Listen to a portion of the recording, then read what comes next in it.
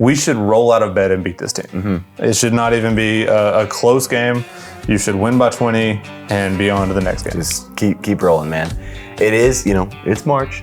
Things happen. Things happen, but Wofford's in the Southern Conference. I've gotten to watch them a little bit more so than these other small schools. They score. They shoot the ball pretty well. I think what people don't know and what we're going to see on Thursday night, they have this big guy. What's up, everybody? It is More Steam, and I'm back this week. Thank you, Thomas, for holding it down while I was gone last week. I do my best. But as always, I'm Will Watkins. I'm Thomas Wharton, and man, I'm not nearly as lonely this time. It was fun, a little shining spotlight, but I'm not a solo artist. Yep. I'm just not, right? I'm a dynamic member duo. of a band, dynamic duo. Let's go. We are here the greatest week of the year. Dude, oh my God. As a sports fan, Thursday and Friday, Saturday and Sunday too, but Thursday and Friday specifically are the two greatest sports days in the year, no doubt about it. You have Super Bowl, you have college football national championship, which has waned in my mind. Just Monday night, not a big fan.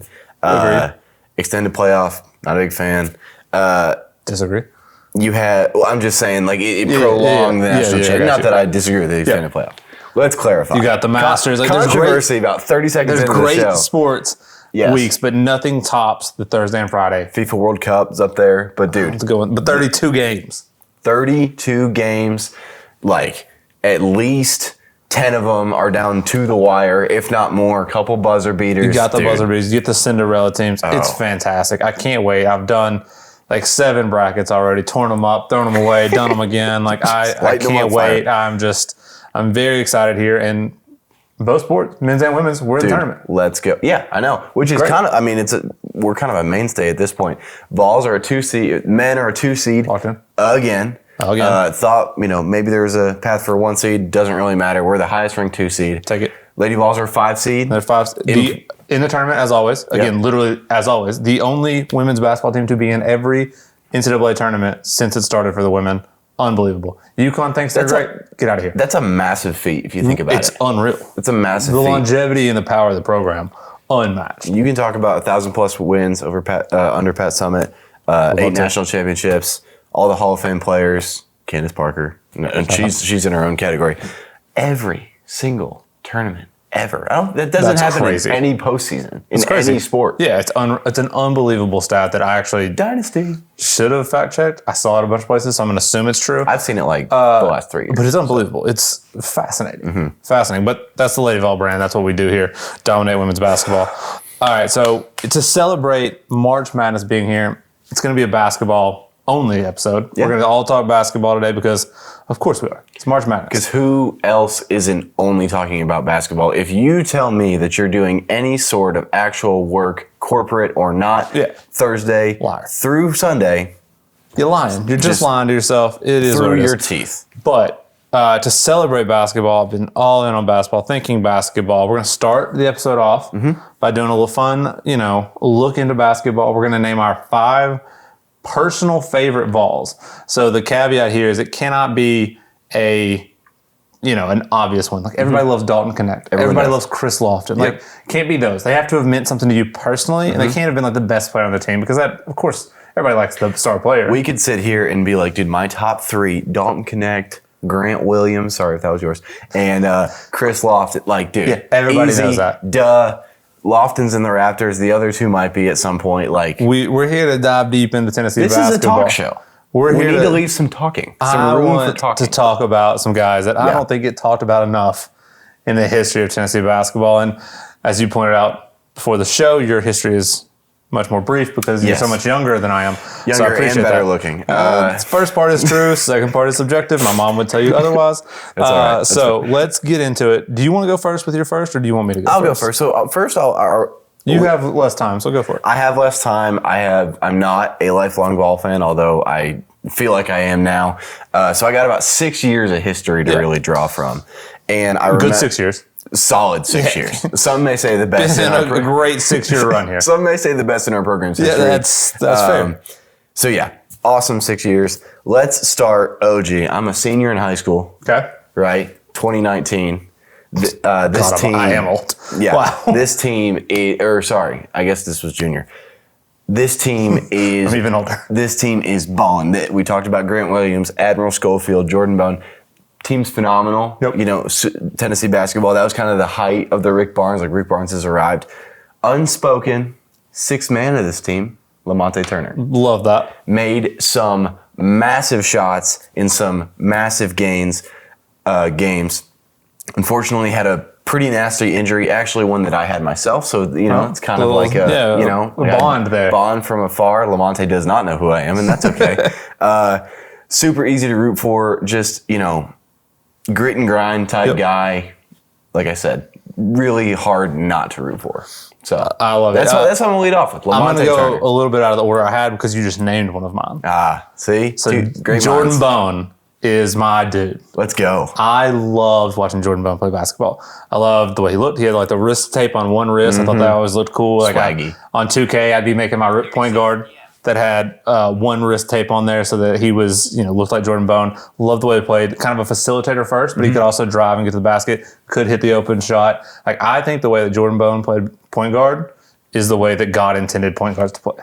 I could There you not go. love Jordan Bone more as a player. Jerry West, you know, It's like just classic basketball. Take Jerry West off the logo of the NBA and put Jordan Bone, and I'm in. Hey, I'll there take it. we go. I Let's love me go. some Jordan Bone. Hey, I mean, two solid guys from, what a What a run. team. What a team. That team, I mean, that was 2018, 2019 were the two big years. Man, I mean, That you talked about it a little bit a while ago, but like that seems not the peak of the Rick Barnes, but like that was the moment that it kind of flipped and everybody was like, Rick Barnes is the man. Like, this is Rick's team. Like, he's putting his fingerprints on this program.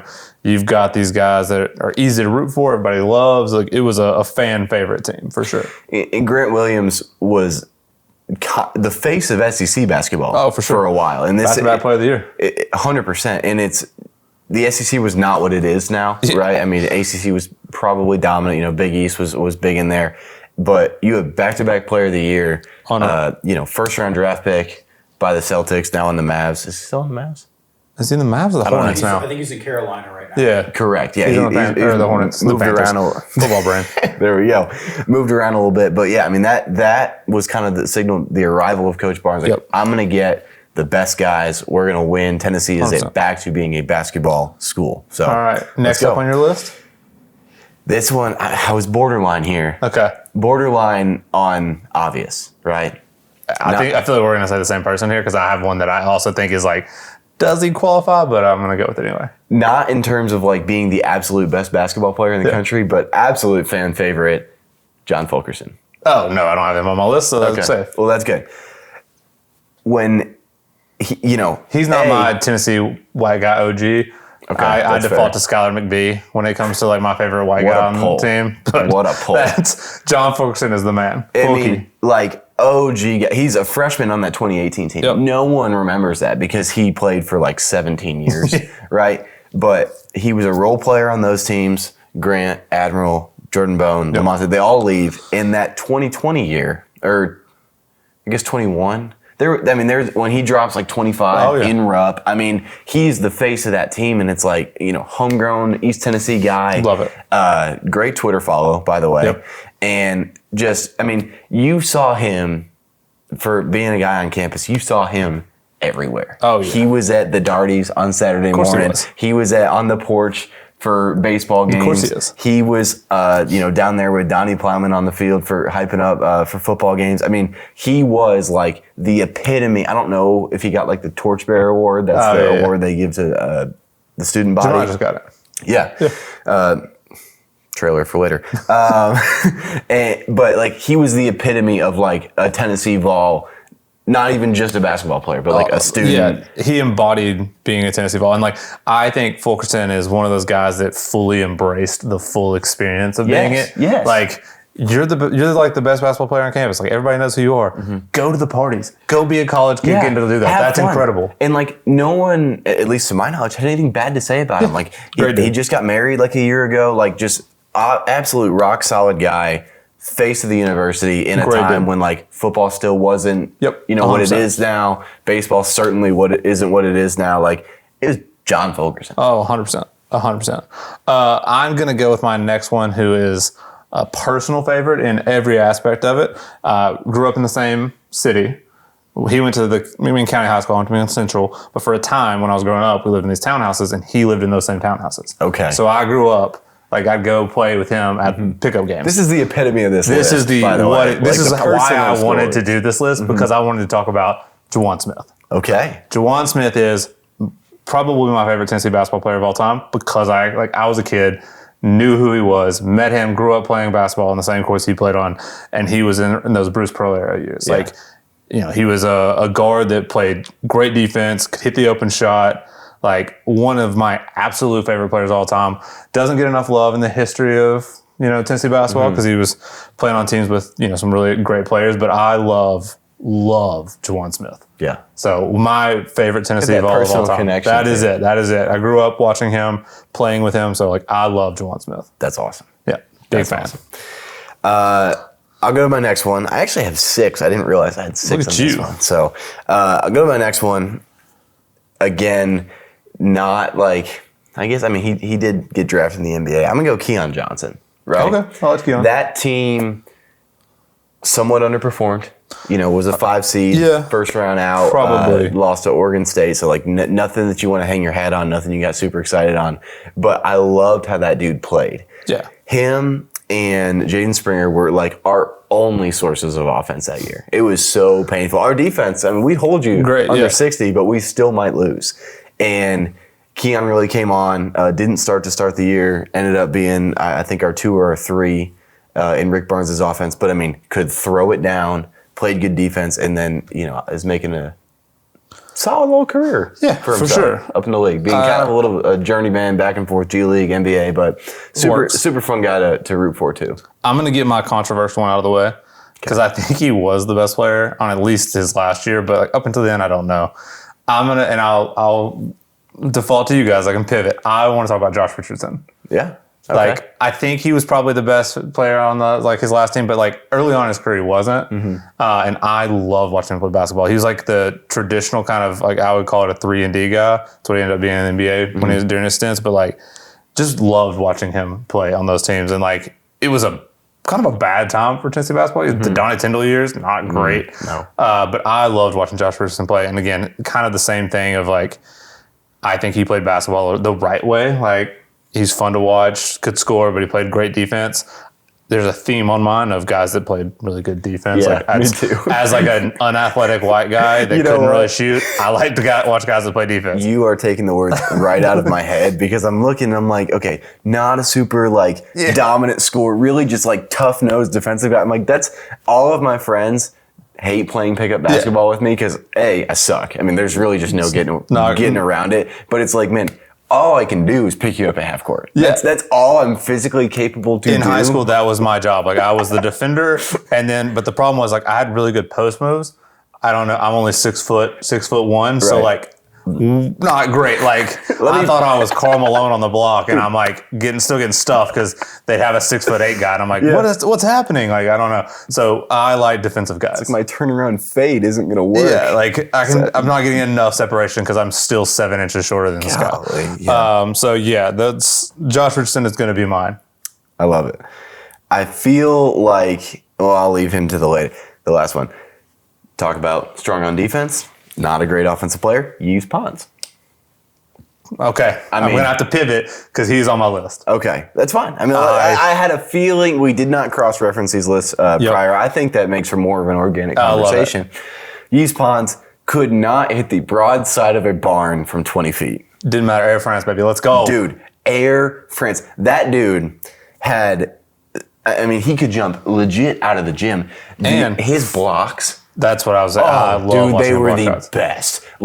Absolute LeBron James in the finals, chase down, smack your ball off the backboard. It would go over the half court line the other way. He's also first team off the bus guy. He's just jacked to the gills. Dude, he could have. What's his position on the football field? He's an edge rusher. Put his hand in the dirt. He's going to kill the quarterback. He missed his calling, maybe. Yeah, he probably should have played edge or tight end. Let's see what happens. Dude. He could have been a freak. Unreal guy. It was you can see, their point guard, whoever it is, comes off the top, driving it, and Yves just off the backboard. Oh, every single time. It was awesome. I love it. Awesome. I'm gonna go watch Yves Pons highlights after this. All right, Fire me up. I have a quick detour question. Go. Could Yves Pons have provided a spark to the Jeremy Pruitt offense? Yeah, Probably. I mean, in what position? And the answer is any. yeah. There were no sparks, so yes, Zero sparks. in general, yes. Anything I could have provided a spark to that offense potentially. I'm going to pivot mine. So you took Yves Pons, big shot blocker. I'm going to take a different shot blocker who I didn't have on my list. He was like sixth. Armani Moore. So Armani Moore is a guard, like 6'4", but he blocked so many shots at 6'4". He should have been like, if he was 6'8", 6'9", all NBA defense guy. He just wasn't big enough, but like I loved watching Armani Moore play. He's on the same teams as like Josh Richardson, that same era. He would have like 3 blocks a game as a 6'4" guard. It was awesome. So I love Armani Moore. Great defender. Key to the list being on my list apparently. Yep. And so I will replace one shot blocker with my second favorite shot blocker. Love it. Love it. For my last one, I do have an honorable mention after, but for my last one, I'm pretty proud of myself. None of these guys are on the current roster. Hey, there you go. And our current roster has been around for a while. True. So I had to really, pick and choose, but I gotta go Meshack, man. And we're talking, think about the theme of where our list has been so far. He fits it. First team all defense this year. One of the most, I talked about the torchbearer, one of the most lovable guys, super professional, really put together, like when you talk to him. Just spark on the defense. Also, more often than not, can hide the broadside of the barn in terms of a jumper. More improved this year than he's ever been, but absolute defensive lockdown, just can absolutely take a player out of the game, and awesome, just fun to root for. So that's my fifth. Was going to try to keep it away from active players, but I think he has to be on this list when you look at the previous 4. I saved this one for last because I knew you wouldn't have him on your list. So talked about my ties to Jawan Smith. This is the probably the original reason that I started to love Tennessee basketball. His name is Vincent Yarbrough. Okay. From Cleveland, Tennessee, which is about 30 minutes from where I grew up. I can remember I'm probably 7 or 8 at the time. We drove down to watch a high school basketball game. For this guy. To watch Vincent Yarbrough play. He was averaging like 40 a game in high school. Gosh. And everybody knew he was going to end up going to Tennessee, yada, yada. But like, it was one of those things. So my dad, when my dad was younger, he grew up, he was living in Memphis around the time Penny Hardaway was in high school. And he remembers telling me, he's like, if you get a chance to go see a future NBA player in high school, you should go. Got to. It's worth the experience to watch somebody that much better, to like see them, dominate. And he's like, it's a cool experience, so you're going to do it. So we drove down, saw Vincent Yarbrough play in high school. It was Cleveland versus Bradley Central, was like their big rivalry game. So we got to go see that. He was a freak. I mean, he was like 6'8", 6'9", and super athletic, which doesn't happen in high school. The only other NBA player I think I've seen in high school like that was I saw Corey Brewer. He played at our high school. Okay. And so he went to Florida and played forever in the NBA. They're just a different breed when you see a guy that will be an NBA player. Yeah. And Vincent Yarbrough was there for like a year in the NBA. Like Corey Brewer was obviously in there for forever. But like watching a guy that's NBA talent play a bunch of guys that look like me, it's unreal. It's fascinating to watch. Like they are just a different breed of human. Everybody else kind of looks like they're in slow motion. Yeah. And like he could do things on a basketball court at his size and athleticism that I'd never seen. It also was great, but it also kind of killed my basketball love because I was like, I don't have that. Nope. So like, what is the point? And so I was like, I guess I'll learn to be a shooter. Thanks, JJ Redick. Gave me some hope, and then I couldn't shoot as well as JJ. So Vincent Yarbrough was fantastic. Great player. I don't think he was ever the best player on a Tennessee team. He was really good. He was NBA draft pick, second round. So like maybe he was, but unreal athlete. Loved watching him. And again, I think he kicked off my Tennessee basketball fandom. Have you seen the Shane Gillis bit where he's like, okay, I guess I'm going to go set screens for 4 years? Like that is 100%. I was like, all right, cool. I know my role. I got to learn to play defense. It's like, that's it. Yep. There's always going to be somebody that is more athletic than me. So hand in the face. He's a hand in the face. Let's block out. Let's, play some good tough nose defense. Here we go. Triple threat. All right, let's go. Yep. All right. So now that we finished that segment, hold on. Oh, honorable mention. Yes. One honorable mention. I have one to add as well. Dalton does as well. We'll get his as to add on. Friend of the show. Oh, okay. Friend of the network. Hasn't played a ton because he's been hurt this year. JP Estrella. Oh, we love JP Estrella. Fan favorite, man. Fan favorite. Played some valuable minutes against in literally our biggest game of the year last year against Zach Edey. Like I said, fan favorite, loves to throw up the dubs. I'm sad, obviously, he didn't get to. He would have been a massive part of the rotation this year. Yeah, 100%. Down low. Excited to see him come back, but fan favorite again. Love my defense. We love JP. and I think he's got a little bit of a bag where he can score too. So it'll be. I'm excited to have him There's back. a massive roster turnover about to happen. Yep, right? that's Especially true. if this 5-for-5 thing doesn't pass with our outgoing seniors. But JP Estrella. Speaking of had to JP, mention. high volume. Yep. Everybody should check out JP's show because Yeah. he's fantastic Does on the court and off does the a court. fantastic job. Watch him make a Fantastic grilled job. cheese. Wasn't as bad as I thought it would be. Yeah, I Wasn't mean, as bad as I thought it would listen, if there's someone who could making a grilled cheese somehow look hard, it's him. be. It was him, yeah. So, all right. Producer Dalton, you have an honorable mention. Knoxville's very own Carter High School alum, Jordan Bowden. Jordan Bowden. I love Jordan Bowden. Okay. He's a great player. Good call. Great player. Good call. guard. Yep. Good guard. There you go. On those 2018 or 2019 teams. I'll throw an honorable mention out there as well since I don't have one. I'm making it up on the fly. Cade Phillips. Okay. Not for what he does on the basketball court. I would just love to get an hour to go through his inbox and see what his DMs look like.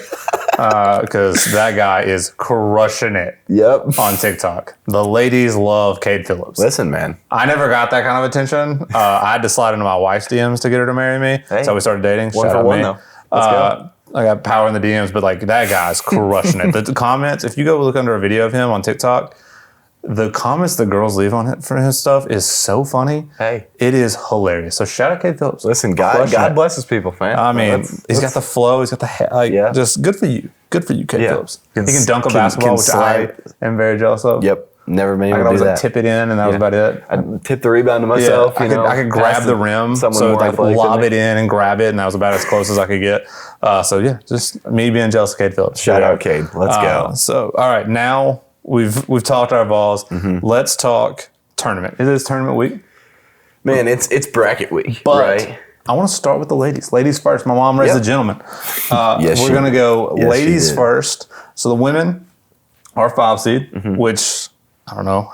It really doesn't matter in women's as much because they don't have the traditional 12 versus 5. Mm-hmm. But you never want to be a 5 seed just for that stereotype. But they are a 5 seed taking on 12 South Florida. The South Florida Alice Golishes. I mean, The Bulls. Bulls. Bulls, not the Alice Golishes. Football.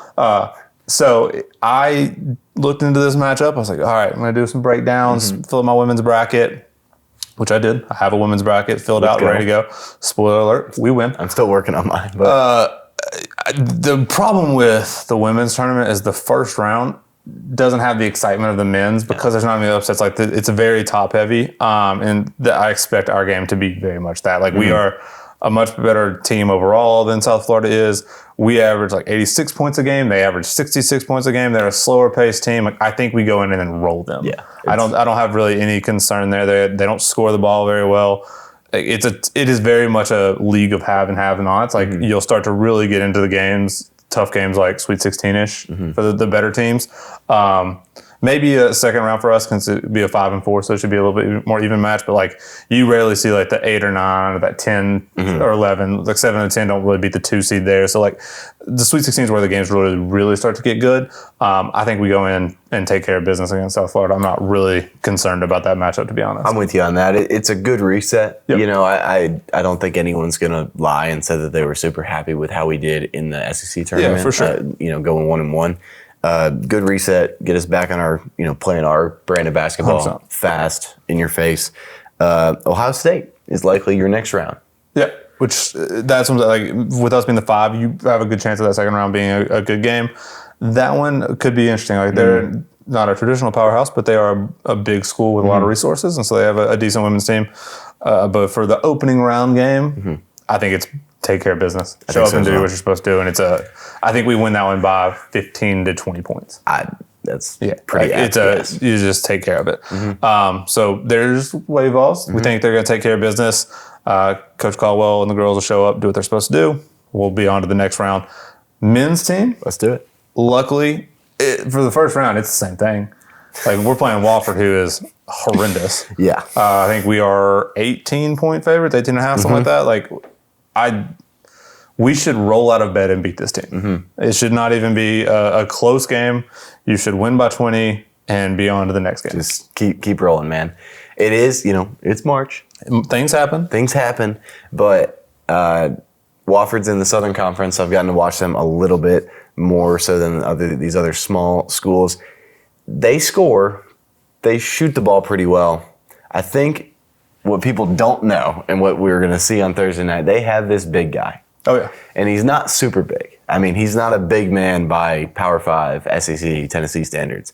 He's 6'9", maybe. He's got a big old bald spot right here. He wears this clean white headband, and he shoots granny free throws. Yeah, I saw the clips of him. I will tell you right now, if we lose to a team like Wofford and their big man is shooting granny-style free throws, I'm going to jump off the Gay Street Bridge. Yes. We should do a Gay Street Bridge. It's a lot. Counter how many times that we've threatened that. Thankfully, we're still here, so I'm here. Hasn't happened yet. Got close. I don't see this game going their way. I don't see it being even close. No. But it will be funny trying to watch him make these free throws because, man, who is the guy that was famous for it?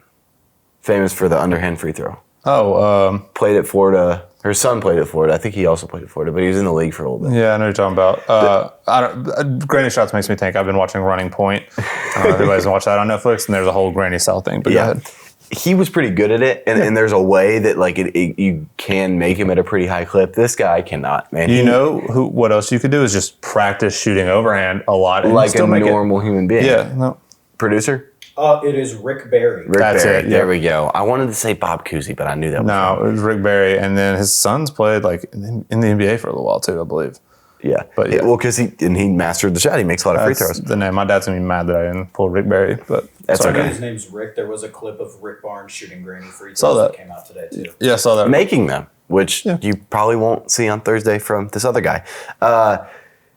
It's going to be funny watching him clank those things. And, man, we come out, our defense is going to be suffocating. I can't see this being like a super high-scoring game, especially on their aspect. But I would take the under. It is just going to be hard-nosed, get in, get out, move on. Yeah, because, I mean, like I said, they do shoot the ball well.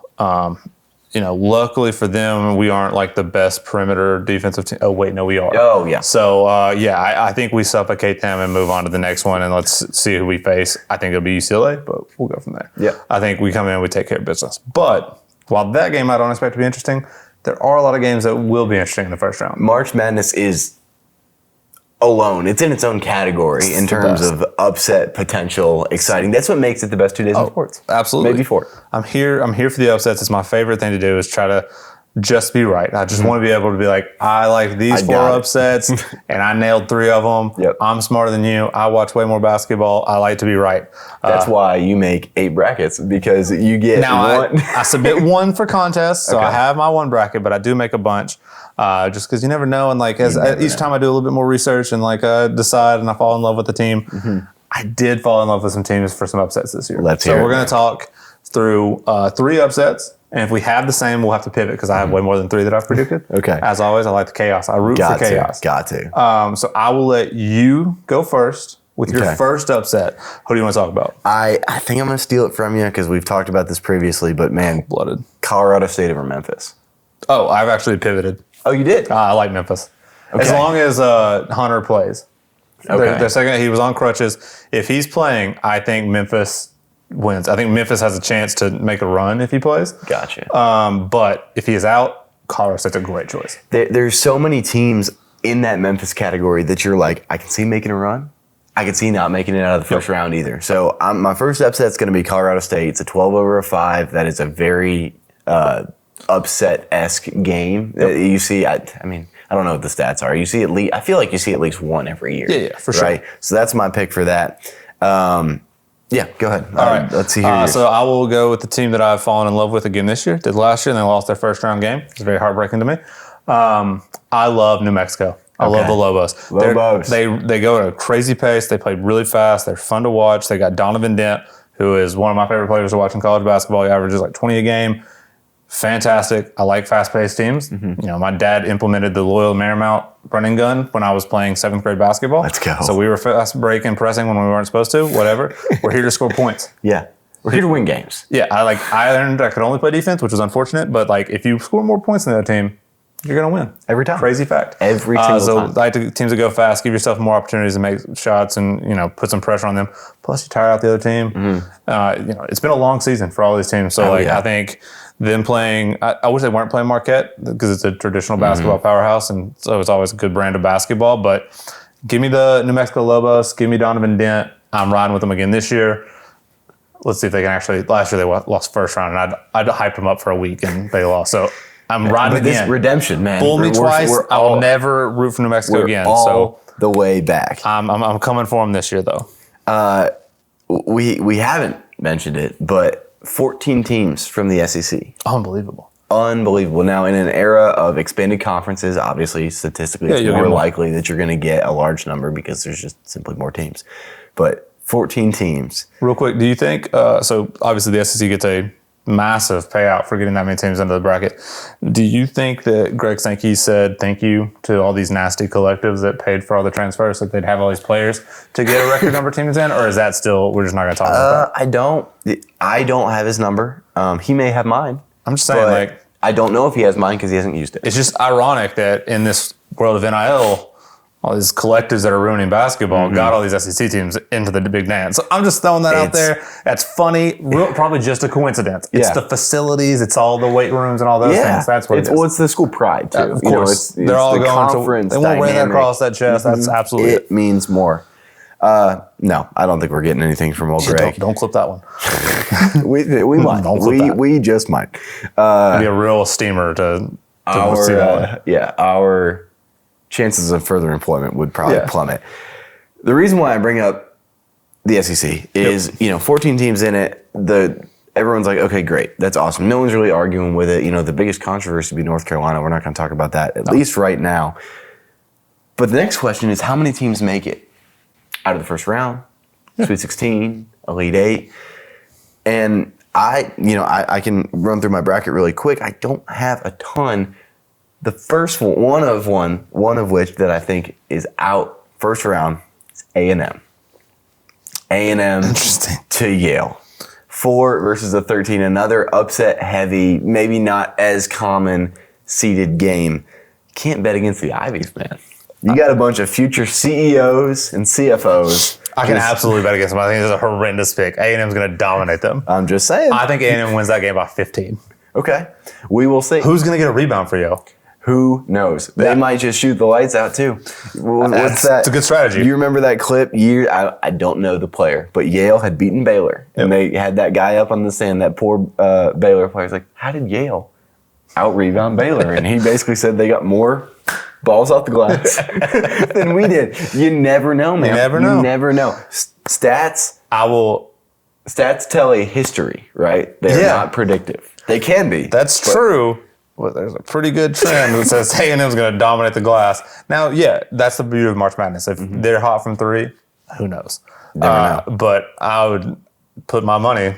Listen. Literally, I'm putting my money on Texas A&M. Literally. I like it. I got a weird feeling. Listen. Hey, that's what makes March. Dude, that's it. That's it. I just got a feeling. All the numbers say no. I love it. I mean, you got to trust the gut. Who was it 2 years ago? Fairleigh Dickinson? Fairleigh Dickinson, I mean, baby. dude, I don't even, they might not even be a university anymore. They're not in the They got tournament. unaccredited. Who knows? Who knows? I'm going to ride the wave here on mine. It's a very trendy pick, but I think that's for good reason. I'm going to go McNeese State. Okay. Very similar to your New Mexico pick. Yeah, very similar. There's a theme here. I like these kind of teams, but like this team they were trendy last year. Very. Everybody loves Will Wade. Everybody knows his history, strong offers, and all those things. We love Will Wade. Shout out to him. Really a pioneer of his era. He was just a little early, but that team he's a great coach. That team's got a lot of good talent around it. They were supposed to be the darling last year, didn't get it done. Brought a lot of their team back, and the other big important thing for Cinderellas is, continuity, experience. They're coming back this year, so I think they've got a real chance to actually do what they thought they were going to do last year. So I'm going to ride McNeese State. It helps that I'm not a huge fan of who they're playing.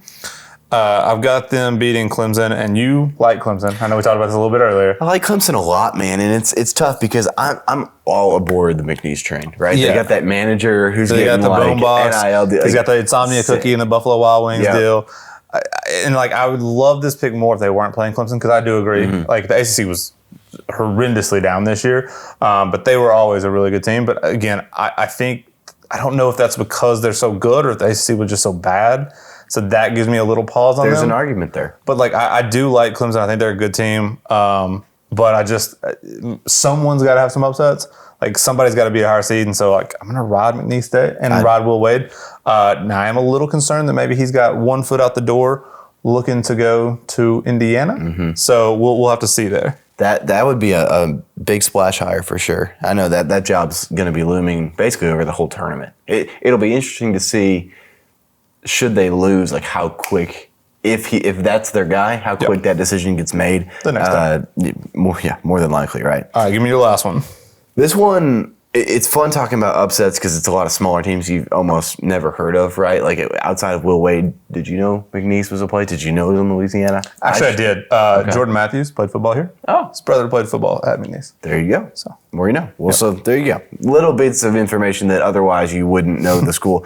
This is different. So it's actually a playing game. So we don't know we don't know the specific matchup as we sit here today. You likely will by the time you're watching this. But Texas over Illinois. I like this one. I like this one a lot. They're in 11. So you hear that and you're like, well, who's the higher seed? Like just off the rip, if you're not following college basketball up to this point. Texas is the 11. They are playing Xavier for the play-in game. I believe it is tomorrow night. I think so.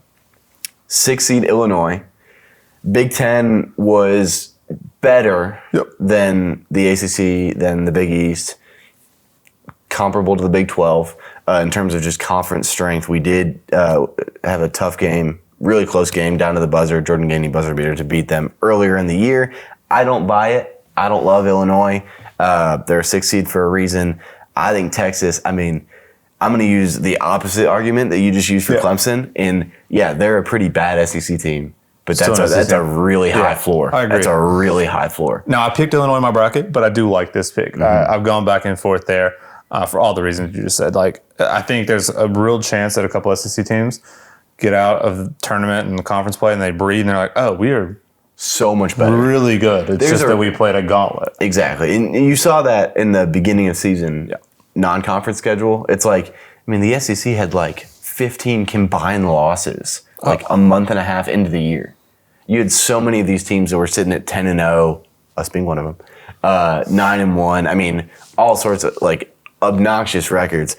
And I agree. I mean, Texas had an absolute gauntlet. They had a very poor time in their first basketball season in the SEC. They not happy campers over there, but I think exactly what you just said. They're going to hit this tournament and be like, dude, these guys stink. What? This is okay. Right. So for my last one, Norfolk State. I'm just kidding. I was taking the 16. No, I'm gonna ride one that I'm really just rooting for because I hate the team they're playing. I like High Point as a 13 over a Purdue 4 seed. I like it. High Point shoots the ball really well, and they also have a 7-footer, which a lot of the Cinderella teams don't have the size. That's usually their knock. They actually do have a 7-footer, so they can bang with them down low a little bit. But mostly I just hate Purdue. Because of the last several years in our history with them. So I'm rooting against Purdue as much as I'm rooting for High Point. But again, I think High Point's a really good basketball team. Shoot the ball well. They create some turnovers. They have the size. They have the makings of a Cinderella team. Now, does it come to fruition? I don't know. It's a 13-4. It's not it happens actually kind of frequently. Not as much as 5-12s historically, but much more, like a lot in recent years. We've seen the 13 over the 4. So I'm just going to roll with that one. Again, I'm rooting against Purdue, if nothing else. So here for that one. Hopefully High Point can pull it through. I don't even know what their mascot is. I was going to say it. Don't know it. But I think they're in North Carolina. High Point. Hopefully. Go High Point. Let's go. The High Pointers. So that's the bracket. I can't wait for Thursday and Friday. I'm really excited. It's going to be so much fun. Park fun. in the office and watch basketball all day, order some pizza for all the interns like I did last year. Last year, I think we had like 5 people in the office and I ordered 10 pizzas. I just get so excited. Run it back. I get so excited. Run it back. Listen. Sent pizza home. Everybody's eating pizza for a week. I was like, here, just take your own. I was cool. Made me happy. It'll be a good time. I'm excited about it. But we will check back in next week with more steam. Final Four. Oh, yeah, we got to do the Final Four. Run through those really quick. Yeah, let's run through our Final Four. We don't want to keep everybody because I know the Steamers are watching. My Final Four, Auburn. Oof. Florida. Okay. Which was really tough because I wanted to pick St. John's. I'm mad that they're in the same bracket. I like both those teams a ton. Duke and Tennessee. Okay. I like it. I do not have Auburn. Not a big Auburn fan. I like it. actually have them going out second round. I love that. I wanted to pick Louisville. To over. Louisville. I did. We can talk about that another time. This episode's going long. Michigan State, Florida, Duke, Tennessee. It's kind of Love the it. same. Here we go. Yeah. Hey, you can't go against Izzo. It's a great pick. Can't do it. Mr. March. Mr. So, March. January, right. February, Izzo. Next week, we'll talk more basketball. Excited. We'll give you an update on the brackets, and we'll kind of talk through all things March Madness, all the upsets that we liked. Go through all of those, and then kind of probably do some more Final Four talk based on who's still left. So that is it for this week's episode. This is More Steam. Have fun. Yep.